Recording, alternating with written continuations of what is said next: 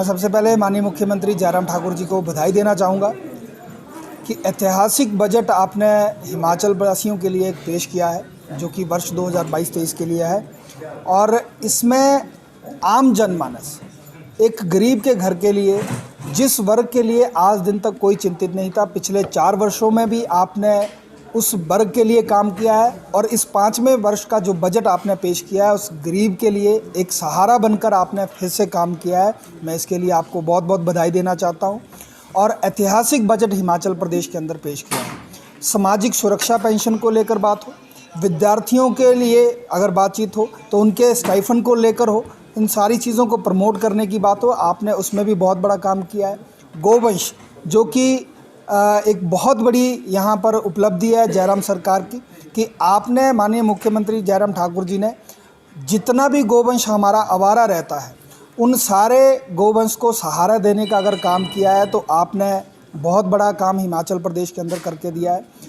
और जो नाबार्ड के तहत विधायक प्राथमिकता की बात हो, उसको भी 125 करोड़ रुपये से लेकर 150 करोड़ रुपये तक के उसकी लिमिट बढ़ाने का काम किया है, जिसमें अब रोपवे जैसी व्यवस्था भी विधायक प्राथमिकता में जा सकती है। जेजेएम की बात हो, बहुत बड़ा काम जेजेएम अंदर हम लोगों ने करके दिया है और आने वाले वर्ष में करके देंगे। गृहिणी सुविधा योजना की बात हो तो उसमें भी सिलेंडर जैसी प्रावधान, सिलेंडर जैसे व्यवस्था का प्रावधान करने का जो है इसमें बजट में प्रावधान आपने रख के दिया है। ऐतिहासिक बजट हर क्षेत्र में।